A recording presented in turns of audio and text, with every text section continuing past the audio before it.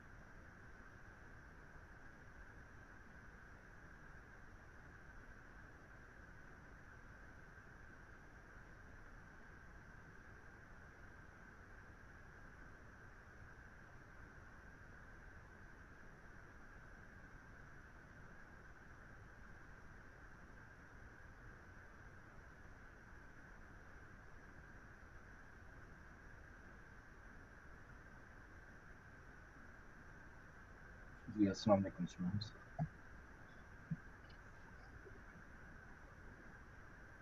Okay sir एक question है। जी please. Sir हमने कोई क्वेश्चन नंबर 4 अटेम्प्ट किया था, उसके अंदर सर एक इशू आ रहा है कि आपने यूनिट कॉस्ट निकालते वक्त जो इस प्रोसेस के अंदर हमने मटेरियल ऐड किया उसकी यूनिट्स आपने उसमें इंक्लूड किए हैं, तो उसकी क्या रीजन है?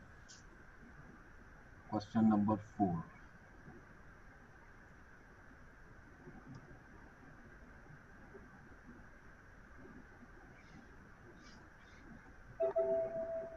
जी बताइएगा।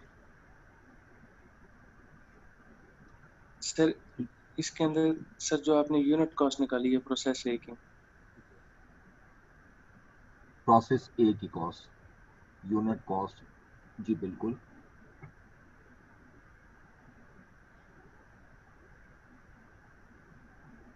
बताइएगा इसमें क्या मसला क्या आ रहा है, मुझे नहीं समझ आई सर आपका इसके क्वेश्चन। अंदर सर थोड़ा सा नीचे सर थोड़ा सा नीचे जाएं आप। Okay okay.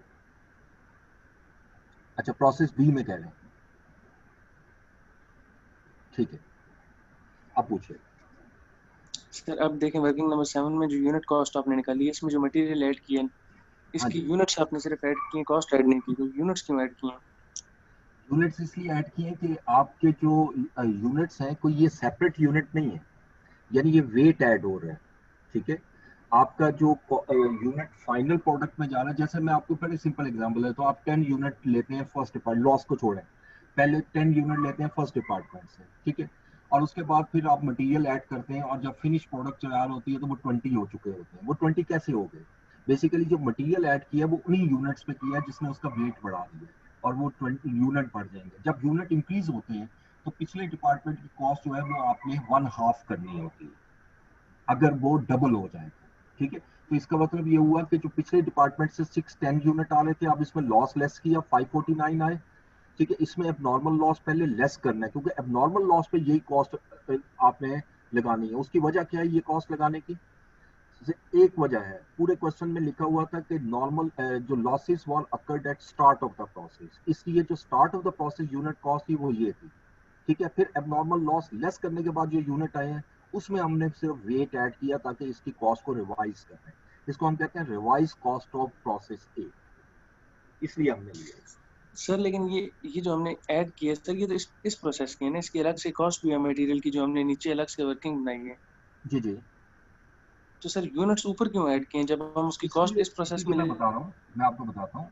देखो वो तो है इस पीरियड की कॉस्ट, जब आपकी यूनिट प्रोसेस बी से फिनिश गुड्स में जाएंगी ना, गुड्स फिनिश गुड्स में, उसमें सिर्फ प्रोसेस बी की कॉस्ट नहीं होगी, उसमें प्रोसेस ए की भी तो कॉस्ट होती है ना, एज एट होता है ना इसमें कॉन्सेप्ट।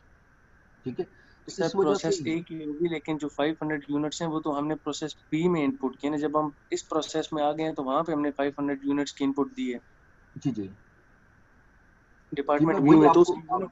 आपको वही मैं अर्ज कर रहा हूँ कि अगर आपको मेरी बात समझ आ रही हो कि जो एज एट का कॉन्सेप्ट माइंड रखिएगा। जब प्रोसेस ए से आपके पास 600 यूनिट है, जितने भी हैं, मैं बोल 600 रहा हूँ, 600 यूनिट्स हैं, और 500 आपने मजीद ऐड किए हैं, जो 500 पे जो कॉस्ट लग रही है पर यूनिट वो सिर्फ प्रोसेस बी की कॉस्ट है। लेकिन उन 500 यूनिट को हमें एडजस्ट करना पड़ेगा प्रोसेस ए की कॉस्ट को, ताकि उसकी यूनिट कॉस्ट कम हो जाए।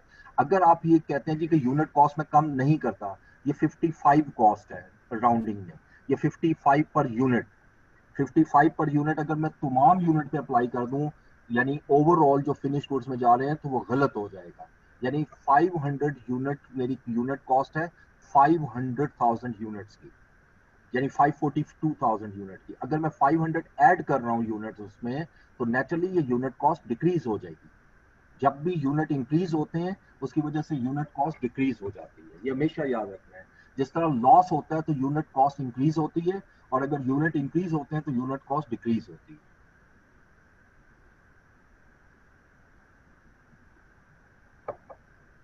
ठीक है। जी ठीक है सर, ओके, शुक्रिया।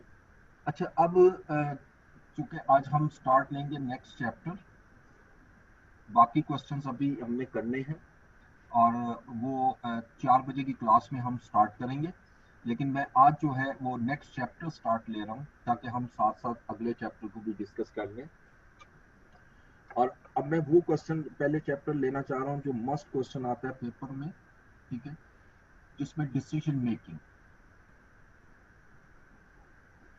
अब डिसीजन मेकिंग में हमने 2 चैप्टर्स करने हैं, एक शॉर्ट टर्म डिसीजन मेकिंग का चैप्टर है, और एक लॉन्ग टर्म डिसीजन मेकिंग का चैप्टर है, जिसको टाइम वैल्यू ऑफ मनी कहते हैं।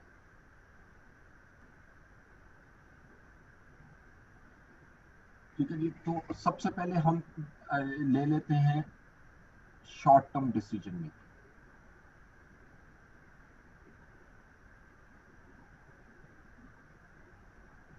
हमारे सिलेबस में टोटल 4 डिसीजंस हैं शॉर्ट टर्म, और ये एग्जामिनेशन में मिक्सचर आते हैं, जरा ध्यान से आपने करना है, क्योंकि इंडिविजुअल जब करेंगे तो बड़ा आसान नजर आएगा, लेकिन जब मिक्सचर होगा तो क्वेश्चन काफी टफ हो जाते हैं। जिसमें सबसे पहला आपका जो डिसीजन है वो लिमिटिंग फैक्टर डिसीजन है। लिमिटिंग फैक्टर में जो हमारा पहला डिसीजन होगा वो हम ऑप्टिमल सॉल्यूशन की तरफ जाएंगे, यानी हमें ऑप्टिमल प्लान डिस्कस करना है कि अगर मेरे पास लिमिटेशंस हैं, मैं पूरे यूनिट तैयार नहीं कर सकता, तो मुझे एक ऑप्टिमल मिक्स चाहिए कि मैं किन प्रोडक्ट्स के कितने कितने यूनिट तैयार करूं तो मेरा प्रॉफिट जो है वो मैक्सिमाइज हो जाएगा। ठीक है, दूसरा हम डिस्कस करेंगे लिमिटिंग फैक्टर थ्योरी में ही मेक और बाय डिसीजन। क्या मुझे प्रोडक्ट को इन हाउस बनाना चाहिए? अच्छा, अब यहाँ जरा कंफ्यूजन आपने माइंड में नहीं रखनी, थोड़ा क्लियर कर देता हूँ। ये दो डिसीजन होते हैं मेक और बाय। एक डिसीजन ये होता है कि क्या मुझे ये प्रोडक्ट इन हाउस बनानी चाहिए या आउटसोर्स करना चाहिए। ये long term decision, it is not a short term decision. Limiting factor के अंदर मेक और बाय डिसीजन का मतलब ये होता है कि जो इन हाउस नहीं बन रहे उनको मुझे आउटसोर्स कर देना चाहिए। यानी जो यूनिट मेरे इन हाउस नहीं बन पा रहे due to limitations, due to limiting factor, तो मुझे उसको आउटसोर्स कर देना चाहिए। तो यहाँ पर हम ये डिस्कस करेंगे, ये सीखेंगे कि कौन से यूनिट इन हाउस बनाने चाहिए और कौन से यूनिट मुझे बाय करने चाहिए। ठीक है। नंबर 3 हम इसमें डिस्कस करेंगे डिसकंटिन्यूएशन डिसीजन, कि किस प्रोडक्ट को मुझे डिसकंटिन्यू करना चाहिए या किस सेगमेंट को मुझे डिसकंटिन्यू करना चाहिए, डिसकंटिन्यूएशन डिसीजन, और किसको नहीं करना चाहिए। आमतौर पर ये लॉन्ग टर्म डिसीजन होता है, लेकिन हम इसको शॉर्ट टर्म कॉन्टेक्स्ट में डिस्कस करेंगे कुछ अजम्पशंस लेते हुए। वैसे डिसकंटिन्यूएशन डिसीजन हमेशा लॉन्ग टर्म कंसीडर होता है, और ये पेपर में काफी ज्यादा आया हुआ है डिसकंटिन्यूएशन। और चौथा और आखिरी जो है ये फर्दर प्रोसेसिंग डिसीजन है, जो अभी प्रोसेस कॉस्टिंग में भी पड़ा है। फर्दर प्रोसेसिंग डिसीजन, क्या मुझे प्रोडक्ट को फर्दर प्रोसेस करके सेल करना चाहिए या स्प्लिट ऑफ पॉइंट पे सेल कर देना चाहिए। और ये क्वेश्चन जो है ना, ये डिसीजन जो है, ये एज अ सेपरेट क्वेश्चन नहीं आता, ये किसी ना किसी क्वेश्चन का थोड़ा सा हिस्सा बना देते हैं और उसके साथ करते हैं, क्योंकि ये छोटा सा होता है। ये अगर इस पे क्वेश्चन बने भी ना तो 3 से 4 मार्क्स से ज्यादा नहीं होता फर्दर प्रोसेसिंग से। तो मेजर आपके 3 ही डिसीजन है, ऑप्टिमल, मेक और बाय और डिसकंटिन्यूएशन। और ये सारे के सारे जैसे मैंने ऊपर हेडिंग में लिखा है, all shall be considered as short term decisions. ये सारे शॉर्ट टर्म डिसीजंस होंगे। अब मैं एक एक को लेकर चलूंगा, लेकिन इसको जाने से पहले सबसे पहले हम डिस्कस करेंगे what is a limiting factor. नाम से जाहिर है, एनीवन आपके माइंड में अगर कोई क्वेश्चन आता है ज़हन में तो बताइएगा लिमिटिंग फैक्टर होता क्या है। सर लिमिटिंग फैक्टर बेसिकली कि हमारे पास जैसे मटेरियल अगर शॉर्ट है या लेबर की शॉर्टेज है, एक जी जी, लिमिट है, तो उसको हम लिमिटिंग फैक्टर लेते बिल्कुल ठीक है। यानी any factor which limits the organisation to produce more units, यानी ऐसा फैक्टर जो आपको लिमिट कर रहा है कि आप मजीद यूनिट नहीं बना सकते। यानी आपके पास डिमांड है मार्केट में, लेकिन आपके पास लिमिटिंग फैक्टर ऐसा आ रहा है जो आप उससे ज्यादा यूनिट नहीं बना सकते, उससे कम बना रहे हो। लिमिटिंग फैक्टर्स में क्या क्या लिमिटिंग फैक्टर हो सकता है। मटेरियल, जैसे अभी आपने बात की, मटेरियल लिमिटिंग फैक्टर कब होता है, ये भी मैं आपको थोड़ा नॉलेज के लिए बता देता हूँ। अक्सर, क्योंकि अक्सर जो इंडस्ट्रीज होती हैं उनका रॉ मटेरियल एग्रीकल्चर से रिलेट करता है। Some time due to natural disaster, ठीक है, या जैसे इस दफा भी कुछ अटैक्स हुए उसके जो आपकी क्या कहते हैं उसको, टिड्डी दल हैं। जो, टीडी। हाँ उसके उसके अटैक्स हुए, उसने पूरी की पूरी जो है क्रॉप्स आपकी तबाह कर दी। अब जैसे कॉटन है, कॉटन से ही आप क्लॉथ बनाओगे ना, आपकी टेक्सटाइल इंडस्ट्री इफेक्ट होगी। इसी तरीके से बहुत से एग्रीकल्चर प्रोड्यूस ऐसी होती हैं जो रॉ मटेरियल होती हैं आपकी उस प्रोडक्ट की, जैसे शुगर केन से शुगर बनाई जाती है। अब अगर आपके मुल्क के अंदर मटेरियल की अवेलेबिलिटी कम हो जाए तो गवर्नमेंट जो है कोटा सिस्टम इंट्रोड्यूस करती है। Not in Pakistan, you will see, हमने पाकिस्तान में तो नहीं देखा, लेकिन इंटरनेशनल कोटा सिस्टम होता है, गवर्नमेंट टेक ओवर कर लेती है। जितनी प्रोड्यूस है गवर्नमेंट बाय करती है और प्राइवेट सेलिंग की इजाजत नहीं होती। और फिर तमाम इंडस्ट्रीज को सर्वाइव करने के लिए उनको एक कोटा दे देती है according to their production capabilities. अब वो ऑब्वियसली मटेरियल हमारे पास मिकदार में कम होता है, तो हम उतने यूनिट नहीं बना सकते जितने नॉर्मल बना रहे होते हैं। ठीक है। और ये जरूरी नहीं होता है कि ये limiting factor for a long period of time, ये हो सकता है 3 महीने के लिए, हो सकता है 2 महीने के लिए, 6 मंथ के लिए, मैक्सिमम ये 1 ईयर के लिए होता है। ठीक है। तो उस दौरान में आपने कैसे प्रोडक्शन करनी है कि आप अपने प्रॉफिट को मैक्सिमाइज कर दो, वो हम यहाँ पर डिस्कस करेंगे। इसी तरीके से लेबर भी सम टाइम हो सकता है, पॉसिबिलिटी हो सकती है कि लेबर भी लिमिटिंग फैक्टर हो। ठीक है। और ये ज्यादातर स्किल्ड लेबर की फॉर्म में होता है। अनस्किल्ड लेबर आपको एबंडेंट होती है मार्केट में, we can buy at any time, we can hire at any time, sorry. और इसी तरीके से मशीन टाइम, जिसको प्रोडक्शन कैपेसिटी का नाम देते हैं, क्योंकि अक्सर प्रोडक्शन कैपेसिटी मशीन आवर्स में बेस करती है, ये भी लिमिटिंग हो सकता है कि आप वो देखिए मशीन को ज्यादा से ज्यादा 24 आवर्स से ज्यादा क्या चलाएंगे, अगर 3 शिफ्ट ही चलती है ना, ऐसी इंडस्ट्रीज हैं जो 24 घंटे काम कर रही होती है, उससे ज्यादा तो नहीं कर सकते। तो जितनी मशीन है उसके हिसाब से आवर्स होंगे आपके, उससे ज्यादा तो आप इसको यूज नहीं कर सकते। अगर डिमांड ज्यादा भी हो जाए तो उससे ज्यादा प्रोडक्शन नहीं कर सकते। यहाँ पर डिसीजन में एक चीज का और आपने माइंड में रखना है, ऑप्टिमल प्लान। अगर एक कंपनी सिंगल प्रोडक्ट बना रही है, ओनली वन प्रोडक्ट, उसके लिए ये डिसीजन नहीं है प्लीज, क्योंकि उसको तो मसला ही कोई नहीं है ना, अगर कम है तो कम प्रोडक्शन कर देगी। यहाँ प्रॉब्लम ये होती है कि एक से ज्यादा प्रोडक्ट्स आप बना रहे होते हैं और तमाम प्रोडक्ट्स डिफरेंट प्रॉफिट जनरेट कर रही होते हैं। एक का प्रॉफिट ज्यादा होता है, एक का प्रॉफिट, एक प्रोडक्ट का कंट्रीब्यूशन कम होता है। तो अब यहाँ पर कोशिश ये होती है आपकी कि आप ऐसी प्रोडक्ट को ज्यादा प्रेफरेंस दें जो ज्यादा कंट्रीब्यूशन जनरेट करे, और ताकि हम उस पीरियड के दौरान मैक्सिमम प्रॉफिट निकाल लें। उसको कहते हैं ऑप्टिमल प्लान या ऑप्टिमल प्रोडक्शन मिक्स, इसको प्रोडक्शन मिक्स भी कहते हैं। तो लिमिटिंग फैक्टर के अंदर रहते हुए आप कैसे प्रॉफिट को मैक्सिमाइज करोगे, हाउ टू मैक्सिमाइज प्रॉफिट्स, ये मेरा डिसीजन है।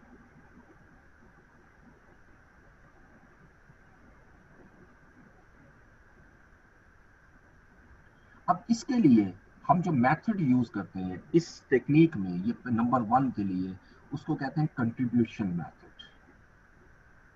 यानी इसमें फिक्स कॉस्ट को हम टोटली इग्नोर करते हैं, इसलिए हम इसको नाम देते हैं कंट्रीब्यूशन मेथड।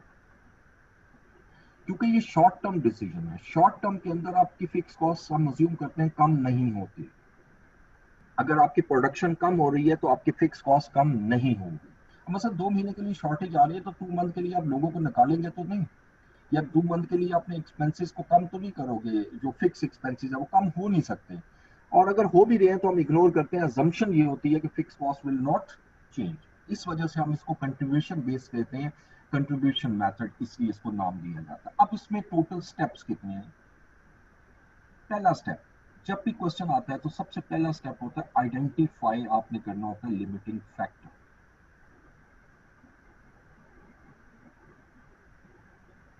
लिमिटिंग फैक्टर, देखिए लिमिटिंग फैक्टर एक से ज्यादा भी हो सकते हैं, लेकिन एक लिमिटिंग फैक्टर ऐसा होता है जो बोटल नेक होता है। बोटल नेक से मतलब क्या है? जो सबसे पहले आपको रोकेगा कि इससे ज्यादा यूनिट नहीं बना सकते। मिसाल के तौर पे एक ही टाइम में आपके पास मटेरियल भी लिमिटिंग फैक्टर है, आपके पास लेबर भी लिमिटिंग फैक्टर है, ठीक है। लेकिन जब आप ऑप्टिमल मिक्स बनाते हो तो दोनों में से एक ऐसा होगा जो पहले आपको रोक देगा, उसको हम बोटल नेक कहते हैं, ठीक है। तो लिहाजा यहाँ पर आपने आइडेंटिफाई करना होता है कौन हमारी प्रोडक्शन को रोक रहा है, कौन सा फैक्टर ऐसा है जो हमें रिस्ट्रिक्ट कर रहा है कि आप इससे ज्यादा यूनिट नहीं बना सकते, उसी को हम लिमिटिंग फैक्टर कहते हैं। And it is very easy to identify. मैं ये साथ साथ इसके एक एग्जाम्पल से एक्सप्लेन करूंगा, साथ साथ एग्जाम्पल बनाऊंगा, इसको देखते जाइएगा। फर्ज करें the company has is engaged in the production of 3 products. The company is producing 3 products and this is A, B or C.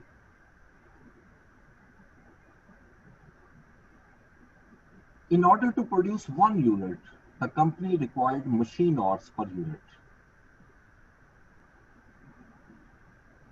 639, and the company labor hours per unit, एक यूनिट को produce करने के लिए 5, 6 और 7 ये और चाहिए। मेरे पास जो मैक्सिमम डिमांड है मार्केट में, जो मैं यूनिट सेल कर सकता हूं, और ये जो डिमांड है ये एनुअल नहीं होती प्लीज, ये वीकली भी हो सकती है, ये 1 मंथ, ये उतने पीरियड की आप डिमांड लेते हो जितने पीरियड में लिमिटिंग फैक्टर आपका राइज होता है। तो जो क्वेश्चन में दियो हम ले लेते हैं, चाहे वो वीक का है तो वीक ले लेंगे, इसको एनुअल में कन्वर्ट करना जरूरी नहीं होता। क्योंकि अगर आपको 1 मंथ की डिमांड दी हुई है तो इसका मतलब लिमिटिंग फैक्टर 1 महीने के लिए है, ठीक है। अब एक महीने के लिए 3000 यूनिट आपकी डिमांड है प्रोडक्ट ए की, 5000 है बी की, और 2000 है सी। ये मेरी डिमांड है एक महीने की, आप अज्यूम कर लें। अब इसके अलावा हमें इंफॉर्मेशन दे रहा है अवेलेबल रिसोर्सेज। जो मेरे पास अवेलेबल रिसोर्सेज हैं,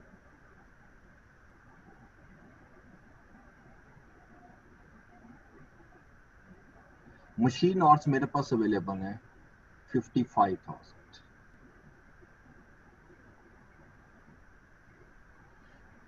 और लेबर आवर्स मेरे पास अवेलेबल है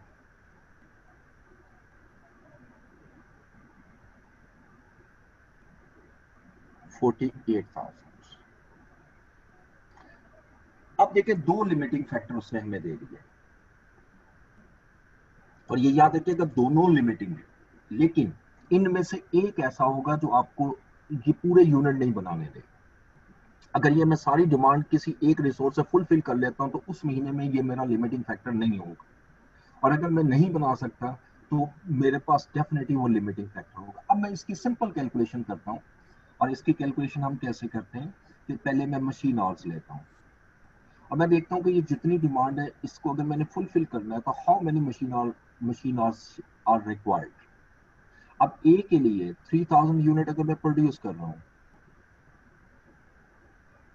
और एक यूनिट को बनाने के लिए 6 मशीन आवर्स चाहिए, तो 18,000 मशीन आवर्स चाहिए होंगे मुझे ए के लिए।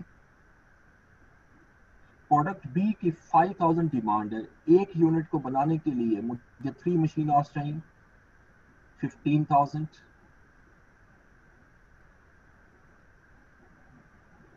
प्रोडक्ट सी की जो मार्केट डिमांड है वो 2000 है, और एक यूनिट सी का बनाने के लिए मुझे 9 मशीन आवर्स चाहिए, 18,000। अगर इसको ऐड करें, 51,000 मशीन आवर मुझे रिक्वायर्ड है, अवेलेबल कितने हैं 55। तो मुझे सिर्फ इस सवाल का जवाब दीजिएगा, क्या मैं ये सारे यूनिट बना सकता हूँ, यस और no? Yes. So it means machine hour is not a limiting factor. Same यही एक्सरसाइज अगर हम लेबर आवर्स के साथ देखें, तो एक 3,000 यूनिट बनाने और 5 लेबर आवर्स चाहिए 15,000। बी 5,000 इंटू 6 30,000, और सी 2,000 into 7 14। How many labor hours are required? 59,000। और मेरे पास अवेलेबल आवर्स कितने हैं? Only 48,000। So it's very simple. मैं बिल्कुल सिंपली कह सकता हूं, I can't produce all the units of A B and C. मैं ए बी और सी तीनों के यूनिट नहीं बना सकता, पूरे यूनिट नहीं बना सकता। सो इसका मतलब है कि labour is a limiting factor. ये मेरा पहला स्टेप होता है, आइडेंटिफिकेशन ऑफ लिमिटिंग फैक्टर। ठीक है। सेकंड,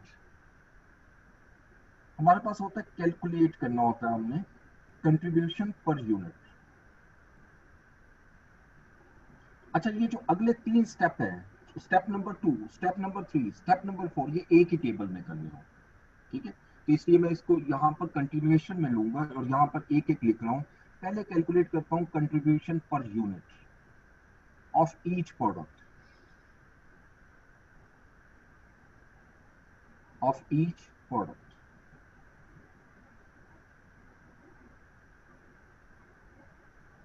यानी जितनी भी प्रोडक्ट्स है उसका कंट्रीब्यूशन पर यूनिट निकालो।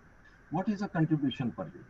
Sales minus variable cost, sales minus variable cost. अब यहाँ एक कंफ्यूजन आती है, और वो कंफ्यूजन क्या है स्टूडेंट, कि वेरिएबल कॉस्ट में सिर्फ मुझे प्रोडक्शन कॉस्ट लेस करनी है या नॉन प्रोडक्शन भी करनी है? जैसे सीवीपी में जब हम कंट्रीब्यूशन टू सेल्स रेशियो निकालते थे, उसके अंदर sales minus all variable cost होती थी, चाहे वो प्रोडक्शन रिलेटेड है या नॉन प्रोडक्शन। यहाँ पर कंट्रीब्यूशन में क्या उसी तरीके से लेके चलना चाहिए या हमें सिर्फ प्रोडक्शन की लेनी है?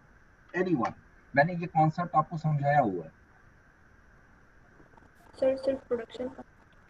सिर्फ प्रोडक्शन की लेंगे, रीजन क्या है?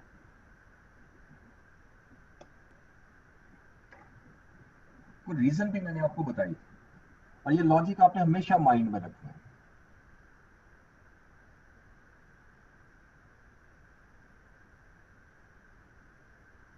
नहीं याद आ रहा? देखो मेरी ये लाइन फिर गौर से सुनिएगा। जिस चीज का डिसीजन ले रहे होते हो, उस डिसीजन यानी उसके बाद की कोई भी कॉस्ट, चाहे वो वेरिएबल हो या फिक्स्ड हो, वो रेलिवेंट कॉस्ट नहीं होती, वो उस डिसीजन से लिंक नहीं करती। ये हमेशा याद रखना है मेरी बात। मसलन मैंने जब ब्रेक इवन पॉइंट निकालना है, तो break even point sale point होता है। इसका मतलब सेल करने तक जितने एक्सपेंसेस होंगे वेरिएबल के, वो मैं लूंगा। अब यहां पर मैं ऑप्टिमल प्लान जो बता रहा हूं आपको, दिस इज प्रोडक्शन प्लान। कितने यूनिट ए के, कितने बी के, कितने सी के मुझे प्रोड्यूस करने चाहिए। क्योंकि मेरा डिसीजन प्रोडक्शन से रिलेट करता है, तो नॉन प्रोडक्शन कॉस्ट किसी सूरत में आपका इसके डिसीजन का हिस्सा नहीं होगी। ठीक है, तो आपने आंसर बिल्कुल ठीक दिया था। यहाँ जो कंट्रीब्यूशन आप निकालोगे वो sales minus production related variable cost, non production related minus नहीं करोगे। ठीक है जी।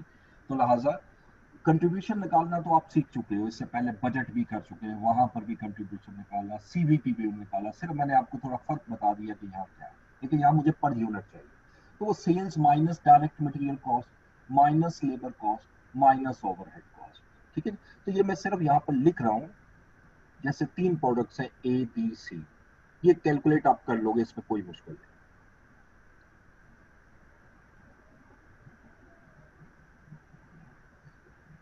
देखिए यहाँ कंट्रीब्यूशन पर यूनिट हम निकाल लेते हैं, sales minus production related variable cost.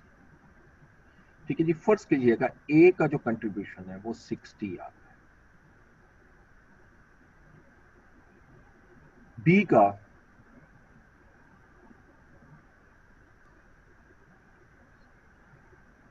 96 आता है, और सी का 77 आता है। अच्छा अब देखिए यहाँ पर बड़ा क्लियर नजर आ रहा है कि बी एक ऐसी प्रोडक्ट है जिसका कंट्रीब्यूशन सबसे ज्यादा है। तो इट मीन कि बी को मुझे फर्स्ट प्रायोरिटी देनी चाहिए, सी दूसरे नंबर पे आ रहा है, और ए सबसे लास्ट पे आ रहा है। लेकिन अगर इसकी बेस पे डिसीजन लेता हूं तो गलत हो जाता है।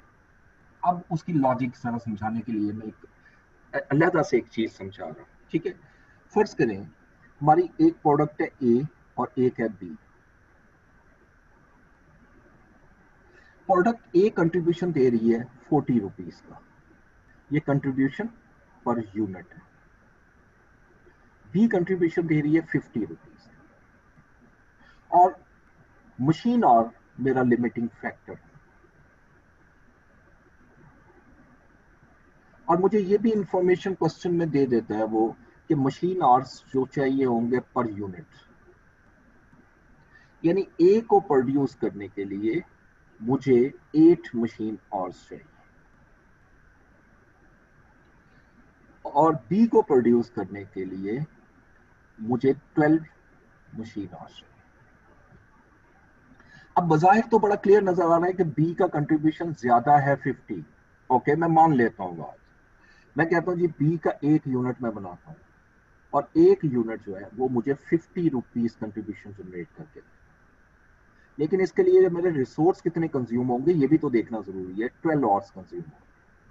अब मैं अगर आपसे कहता हूँ यही 12 आवर्स अगर मैं यूटिलाइज करूँ इंस्टेड ऑफ बी, अगर मैं इसको ए में यूज करूँ, ए में, तो ए के कितने यूनिट बना सकता हूँ ये बताइए मुझे। अगर यही 12 आवर्स मैं ए यूनिट में यूज करूँ तो ए के कितने यूनिट बन जाएंगे? जी बोलिए। 1.5। ठीक है जी। अब अगर ये 1.5 यूनिट बन रहे हैं और 1 यूनिट मुझे कंट्रीब्यूशन जनरेट करके दे रहा है 40, तो हाफ यूनिट 20 करके देगा, इसका मतलब टोटल कंट्रीब्यूशन जो है वो मेरा 60 हो रहा है। अब which one is better, B और A? Definitely answer will be A. हालांकि ए का कंट्रीब्यूशन पर यूनिट कम है, लेकिन बी का कंट्रीब्यूशन जो है वो ओवरऑल ज्यादा है, ठीक है। यानी बी का कंट्रीब्यूशन ज्यादा है, लेकिन असल में ए ज्यादा कंट्रीब्यूशन जनरेट करके दे रहा है। तो इसलिए कभी भी इसकी डिसीजन नहीं लेना, रैंकिंग इसकी बेस पर नहीं होनी। मुझे इसलिए तीसरे स्टेप पे मूव करना है। और तीसरा स्टेप क्या है, मुझे कैलकुलेट करना है कंट्रीब्यूशन पर limiting factor. Limiting factor, L F का वर्ड जो मैं यूज कर रहा हूं इस क्वेश्चन में, that is for limiting factor of each product. अब मुझे ये नहीं देखना कंट्रीब्यूशन पर यूनिट, बल्कि ये देखना कंट्रीब्यूशन पर लिमिटिंग फैक्टर कितना होगा।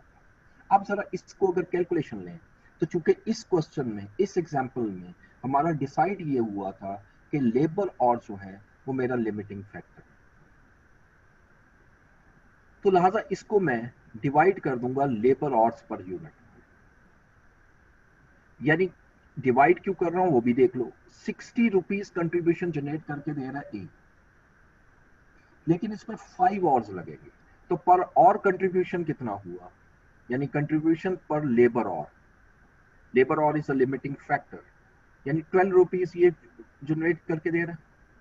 बी के पॉइंट ऑफ से देखें, बी 96 जनरेट करके दे रहा है, लेकिन 6 आवर्स भी लेगा, तो ये 16 जनरेट करके दे रहा है, तो बी ज्यादा जनरेट कर रहा है पर आवर।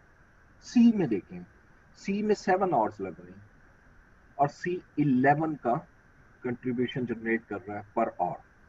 तो अब अगर मैं देखूं तो फोर्थ स्टेप पे जाकर क्लियर हो जाऊंगा, और जैसे मैंने कहा था ये अगले 3 स्टेप एक टेबल पर होंगे, that is rank the products.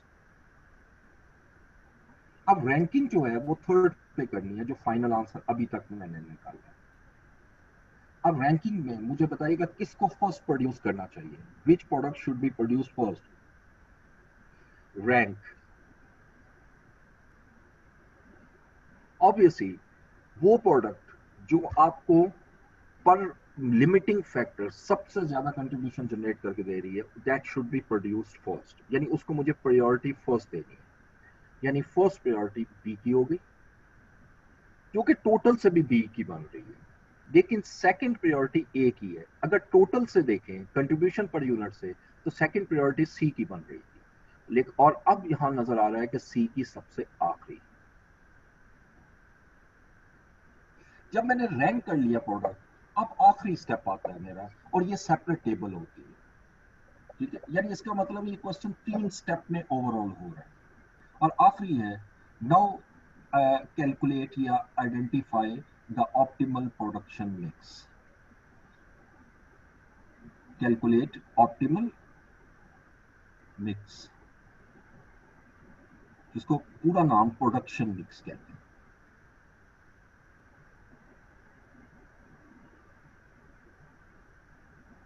अच्छा, अब ऑप्टिमल प्रोडक्शन मिक्स के लिए अलग टेबल होगी। ये टेबल हम बनाते हैं छोटी सी, जिसके अंदर, अब मेरे पास स्पेस कम है इसलिए मैं यहीं पे इसको पूरा करूंगा। यहां पर मैं सबसे पहले लूंगा प्रोडक्ट्स,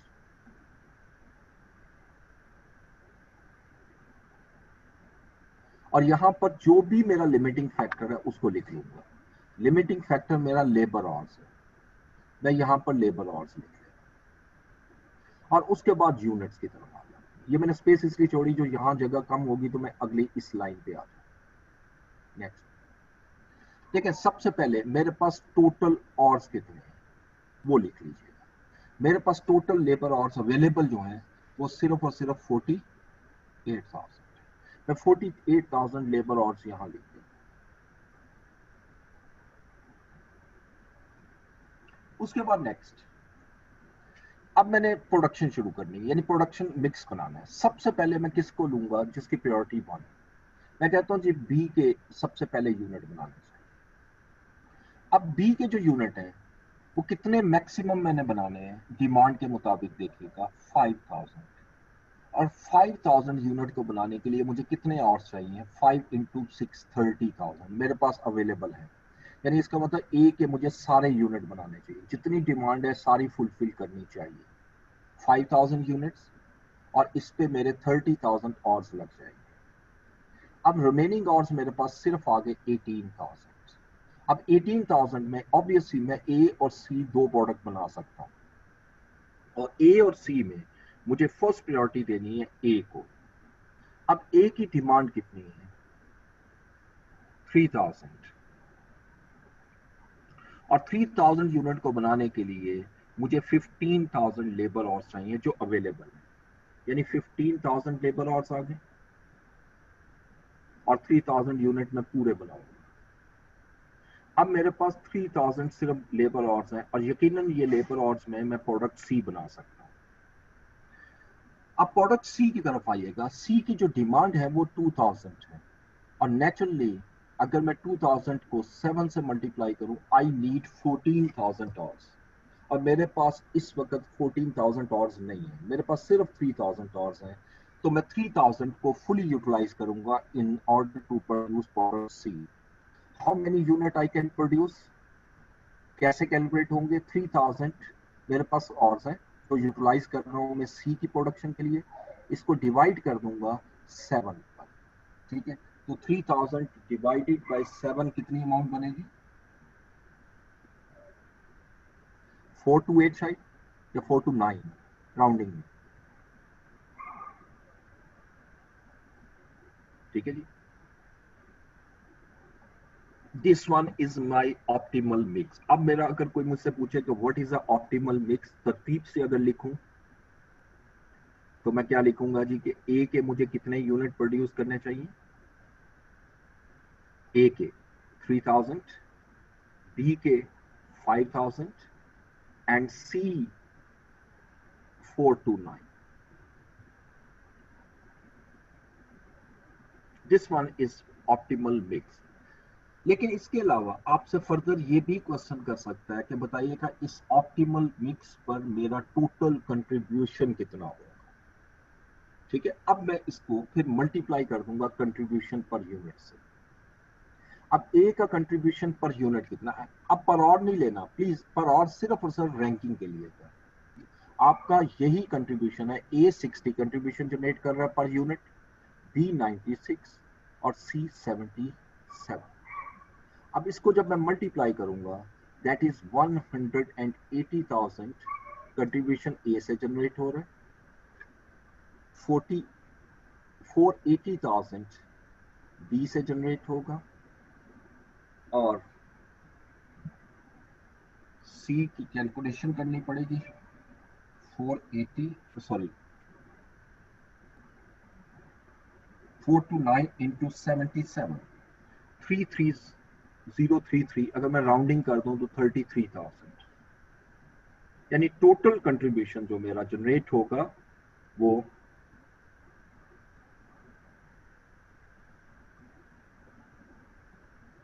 693,000।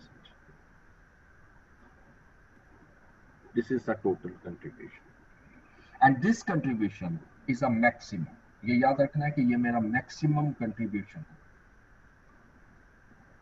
ठीक है जी, अब इसमें कोई क्वेश्चन करना हो तो पूछ लीजिएगा।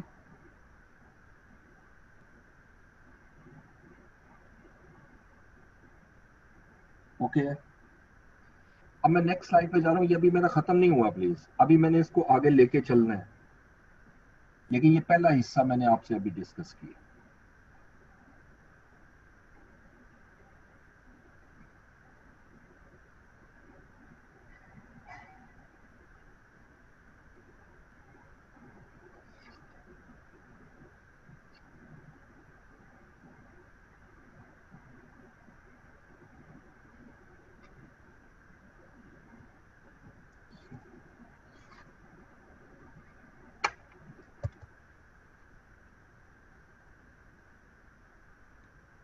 नेक्स्ट देखिए। अच्छा, सम टाइम ऐसा होता है कि हमारे पास कुछ कॉन्स्ट्रेंट होते हैं। अभी तो सिर्फ लिमिटिंग फैक्टर की बात की और हमने जाके ऑप्टिमल मिक्स निकाली। लेकिन सम टाइम ऐसा होता है कि हमें मिनिमम डिमांड भी दी होती है। मिनिमम डिमांड का मतलब क्या है? मिनिमम डिमांड कि ये आप ऑलरेडी कॉन्ट्रैक्ट कर चुके हो, और हर हालत में आपने इन यूनिट्स को बनाना है, चाहे वो हमारी रैंकिंग में लास्ट क्यों ना। और ये याद रखेगा, जिस प्रोडक्ट की मिनिमम डिमांड दी होती है वो रैंकिंग में सबसे आखिरी प्रोडक्ट होती है, सबसे लास्ट। ठीक है, वो रैंकिंग में 3 आ रही होती है। इसका मतलब है कि मुझे जो ऑप्टिमल मिक्स आ रहा है उसमें मिनिमम डिमांड फुलफिल नहीं हो सकती, तो लेकिन मिनिमम डिमांड फुलफिल करना मस्ट है। जब मिनिमम डिमांड आ जाएगी तो जो आपने ऑप्टिमल मिक्स लेना है उसमें एक चीज का ख्याल रखना है, ऑप्टिमल मिक्स में सबसे पहली प्रायोरिटी जो है, यानी फर्स्ट प्रायोरिटी आप मिनिमम डिमांड को लोगे और फिर आप रैंकिंग की तरफ जाओगे, यानी फिर आप रैंकिंग करोगे। वहां तो डायरेक्ट हमने रैंकिंग के मुताबिक आपने ऑप्टिमल मिक्स बनाया था, यहां पर पहले मिनिमम डिमांड को हम लेंगे। ठीक है, मसलन मैं अब यहां पर आपके सामने सिर्फ 2 प्रोडक्ट्स ले रहा हूं, मतलब 2 प्रोडक्ट्स हैं ए और बी। ठीक है, तो सबसे पहले मैं इनका कंट्रीब्यूशन निकालता हूँ। ये वही स्टेप मैं फॉलो कर रहा हूँ। लिमिटिंग फैक्टर हम ले लेते हैं जी मशीन और से। लिमिटिंग फैक्टर मेरे पास मशीन और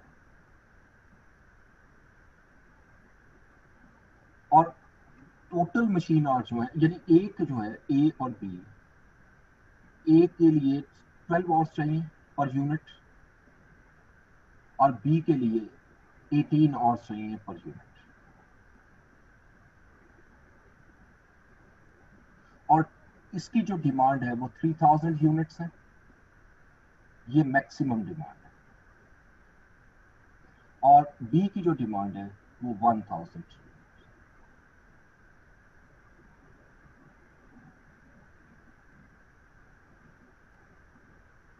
टोटल मशीन और मेरे पास 48,000। अभी मिनिमम मैं बाद में लिखता हूँ, ठीक है जी। अच्छा, अब मैं सबसे पहले उसी स्टेप को फॉलो करता हूँ। आइडेंटिफाई तो हो गया, इसमें गिवन है। और मोस्ट ऑफ द क्वेश्चन जब आप पेपर में देखोगे, आप देखोगे कि लिमिटिंग फैक्टर मुझे आइडेंटिफाई करने की जरूरत नहीं है। ये जो पहला हिस्सा मैंने किया था, इस सिर्फ वहां करना है जहां पर आपको क्लियर नहीं है कि इनमें से कौन सा लिमिटिंग है, फिर आपने कैलकुलेट करना है। अगर उसने लिख दिया है कि ये लिमिटिंग फैक्टर है तो आपको कोई जरूरत नहीं कैलकुलेट करने की, आपका वो लिमिटिंग ही होगा। तो कंट्रीब्यूशन पर यूनिट में अगर आते हैं तो हम कहते हैं जी ए का जो कंट्रीब्यूशन है वो मेरा 240 है और बी का कंट्रीब्यूशन 180 है। और मिनिमम डिमांड में यहां बाद में लिख लेता हूं, यहां लिख लेते हैं मिनिमम डिमांड हम 2000 यूनिट्स। आई थिंक ये कवर हो जाए ए का।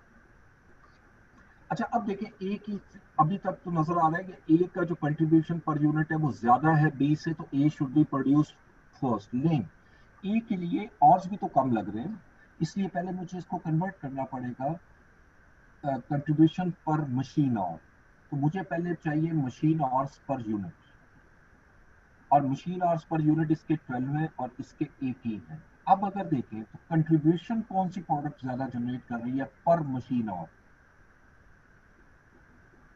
ए प्रोडक्ट जो है वो 20 का कंट्रीब्यूशन जनरेट कर रही है,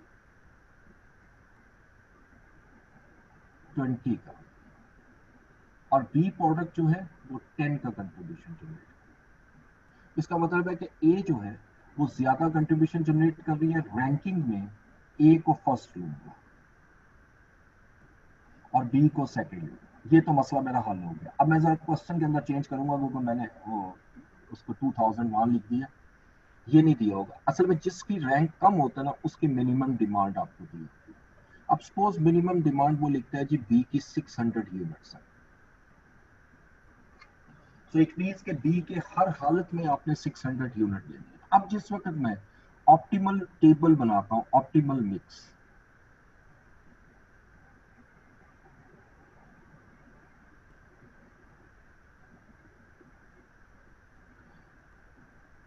तो सबसे पहले मैं यहां मशीन आवर्स लिख देता हूं। मशीन आवर्स मेरे पास टोटल कितने हैं? टोटल मशीन आवर्स है मेरे पास 48। यकीनन रैंकिंग पे मुताबिक मुझे ए को पहले बनाना है। अब ऐसे नहीं करूंगा, मैं पहले बी को लूंगा। ठीक है, यानी पहले बी को लूंगा लेकिन बी के सिर्फ उतने यूनिट लूंगा जो मिनिमम है। ये सबसे पहले, जैसे मैंने आपको लिखा था, पहले मिनिमम डिमांड को लेना है फिर रैंक की तरफ आना है। अब इसके मिनिमम जो है वो 600 है। इट मींस मैं सबसे पहले बी के 600 यूनिट बनाता हूँ। अगर बी के मैं 600 यूनिट बनाऊंगा तो मुझे बताइएगा कितने आपके मशीन आवर्स लगेंगे। बी के लिए 18 आवर्स है, सो 600 इंटू 18 कितना हो जाएगा जी?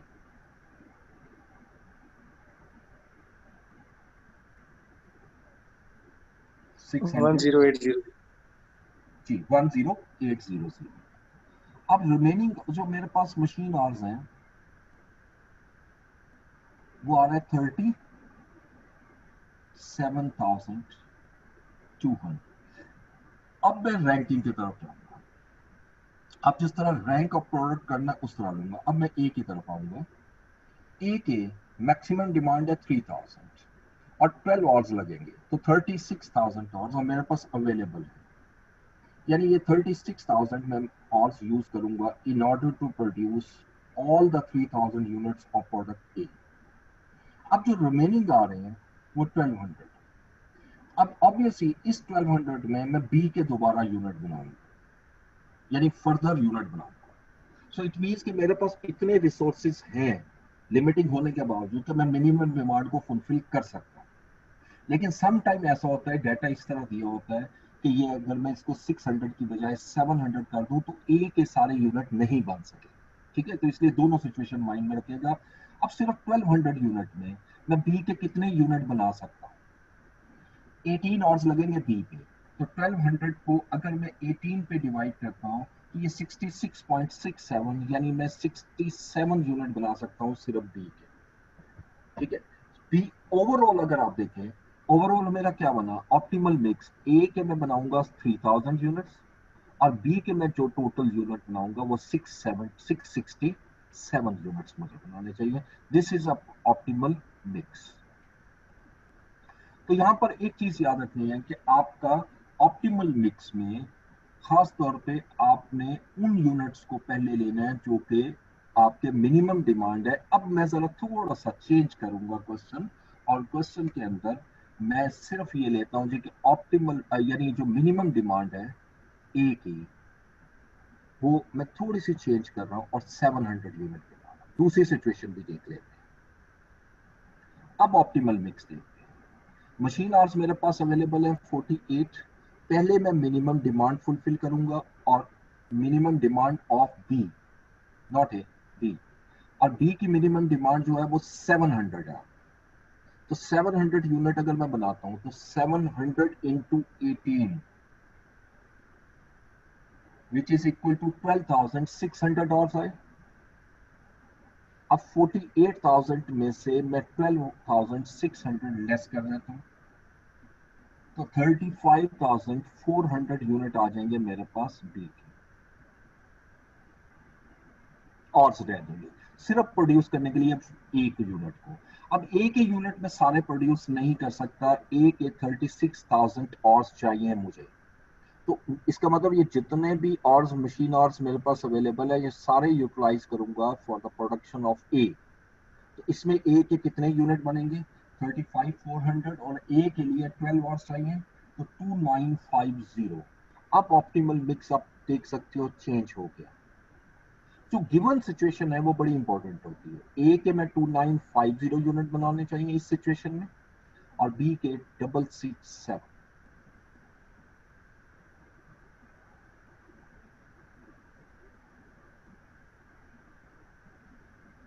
ये ठीक है। यहां तक करने के बाद अब अगले स्टेप पे जाता हूं। सम टाइम एग्जामिनर आपसे मांगता है वो कैलकुलेट द सरप्लस। अब ये छोटी छोटी सी चीजें हैं, ये डिस्कस करनी है। What is surplus? देखिए, सरप्लस को हम डिफाइन करते हैं excess of units over minimum demand.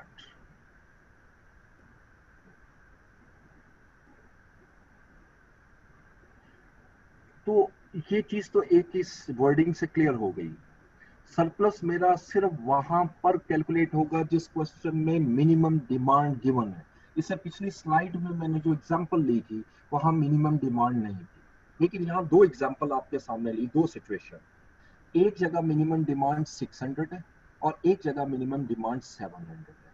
अगर आपकी मिनिमम डिमांड 600 है ए बी प्रोडक्ट की, ठीक है, और सरप्लस सिर्फ उसी प्रोडक्ट का निकलता है जिसकी मिनिमम डिमांड है। अब देखो यहाँ पर ए और बी प्रोडक्ट है, मैं सरप्लस सिर्फ बी का निकालूंगा और सरप्लस सिर्फ एग्जाम्पल नंबर 1 में आएगा, एग्जाम्पल नंबर 2 में नहीं आएगा। ये याद रखिएगा, क्यों?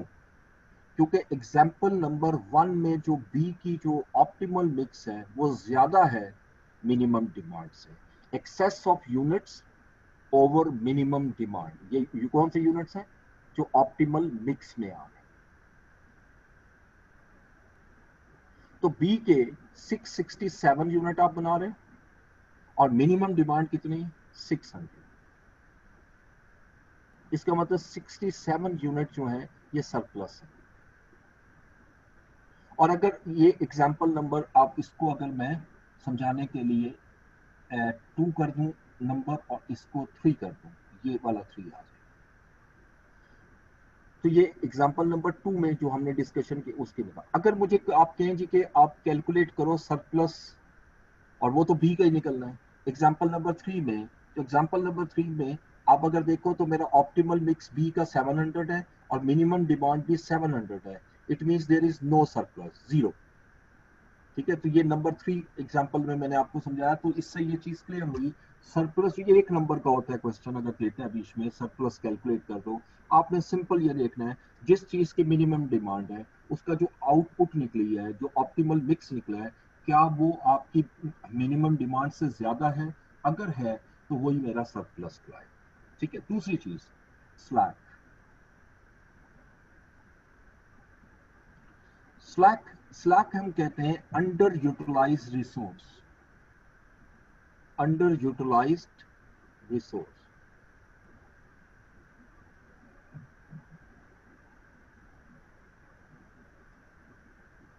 यानी ऐसा रिसोर्स जो मैं फुली यूटिलाइज नहीं कर सकता, जो फुली यूटिलाइज नहीं हो सकता। इसके लिए मैं इस एग्जांपल को तो फॉलो नहीं कर सकता, लेकिन बात है पिछली एग्जांपल में आता हूं, ये ओपन कीजिएगा, देखिएगा मेरे पास दो रिसोर्सेज थे इस एग्जांपल में, एक मशीन आवर्स और एक लेबर आवर्स। याद रखिएगा जो हमारा लिमिटिंग फैक्टर होता है, जो भी हमारा लिमिटिंग फैक्टर होगा उसमें स्लैक नहीं हो सकता। ठीक है, क्योंकि वो फुली यूटिलाइज हो रहा होता है, यानी लेबर आवर्स को हम यहाँ फुली यूटिलाइज कर रहे हैं। लेकिन दूसरी तरफ वो रिसोर्स जो लिमिटिंग तो है, इस सिचुएशन में वो बोटल नेक नहीं है, तो उसमें स्लैक मौजूद होगा। अब इस एग्जांपल के मुताबिक मेरे पास दो रिसोर्सेज हैं, मशीन आवर्स और लेबर आवर्स। जो लिमिटिंग फैक्टर है वहां पर स्लैक जीरो होता है, और जो लिमिटिंग फैक्टर नहीं होता वहां स्लैक मौजूद होता है। अब जैसे यहाँ देखो मशीन आवर्स मेरे 55,000, ठीक है, और यहाँ पर 51 आया है, इसका मतलब 4000 मशीन आवर्स एक्सेस है। लेकिन इसको एक्सेस को मैं अगर सरप्लस सॉरी इसको अगर मैं स्लैक कहूंगा तो ये गलत होगा। स्लैक मुझे कैलकुलेट करना है, वो इससे डिफरेंट आएगा। स्लैक कैलकुलेट होता है ऑप्टिमल मिक्स पर। अब जरा इसको कैलकुलेट कर रहा हूँ स्लैक को इन एग्जाम्पल नंबर 1। अब देखिए मेरे पास टोटल मशीन आवर्स कितने थे एग्जाम्पल 1 में 55,000, और अब मैं लेता हूं यूटिलाइज्ड, कितने यूटिलाइज होंगे?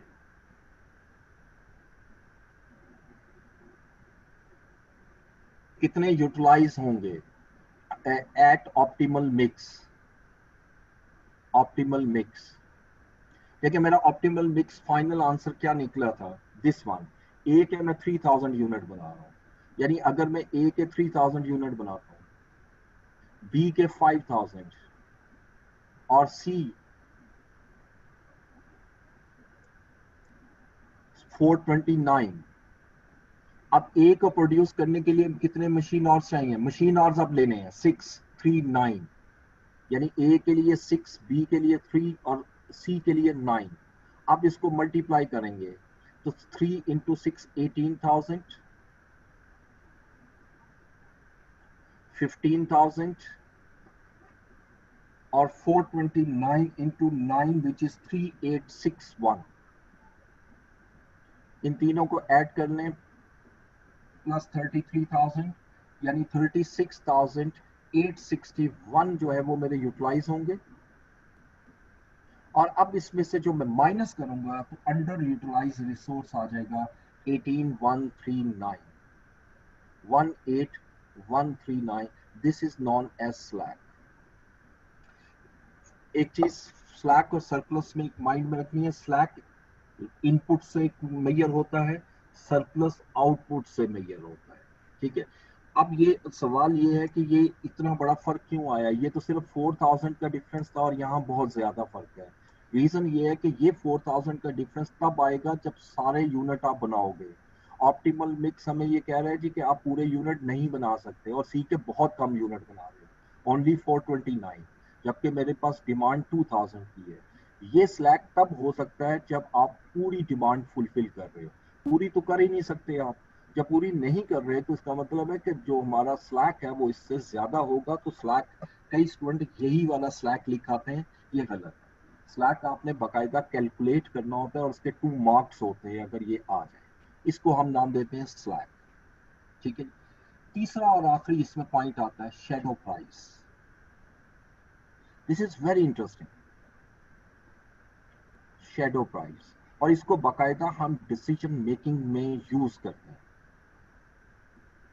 इसको हम सिंपली डिफाइन करते हैं, increase in contribution, increase in contribution by adding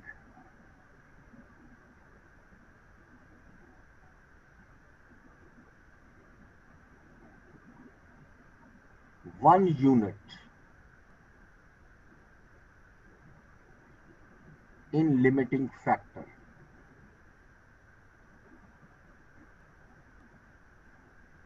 in limiting factor। अच्छा अब देखो, एक यूनिट का मतलब है, अगर मेरा लिमिटिंग फैक्टर मशीन आ रहा है, मैं कहता हूं अगर सिर्फ एक मशीन और का इजाफा हो जाए, अगर मेरा लेबर और है, मैं कहता हूं अगर एक लेबर और का इजाफा हो जाए। अच्छा अब टेक्निकली तो 1 लेबर और का इजाफा नहीं होगा या 1 मशीन और का तो इजाफा नहीं होगा। इसको हम इसकी एप्लीकेशन को थोड़ा सा अंडरस्टैंड करते हैं।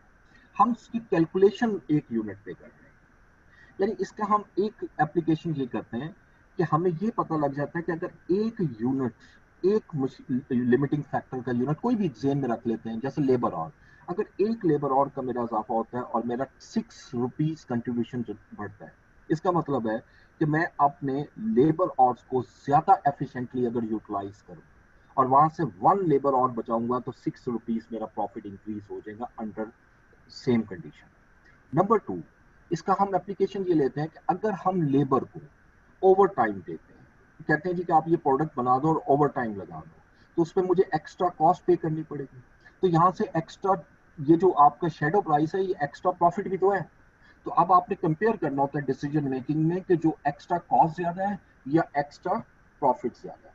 अगर मेरा शेडो प्राइस एक्स्ट्रा कॉस्ट से ज्यादा है तो यकीनन मुझे उस डिसीजन को अप्लाई कर देना चाहिए, उससे मेरा ओवरऑल प्रॉफिट इंक्रीज होगा।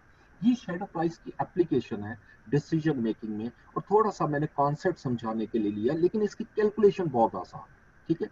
मैं इसी एग्जांपल में आता हूं जो लास्ट की थी। अब यहां पर मेरा लिमिटिंग फैक्टर क्या है, लिमिटिंग फैक्टर लेबर और है। मैं ये कहता हूं अगर मैं 1 लेबर और का इजाफा कर दूं, इस वक्त मेरे पास लेबर है 48,000, तो यानी 48,001 हो जाए तो क्या फर्क पड़ेगा, देखते जाओ। 48,001 होगा, यहाँ 18,001 आ जाएगा, यहाँ 3,001 आ जाएगा, यानी इस एक यूनिट जो मेरा बढ़ेगा लेबर और, उसमें कौन सी प्रोडक्ट बनाऊंगा, सी, ठीक है।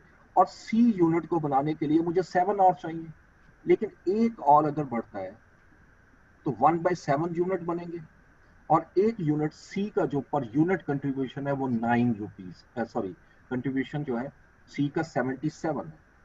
It means 11 rupees per labour और, ये मेरी शेडो प्राइस है।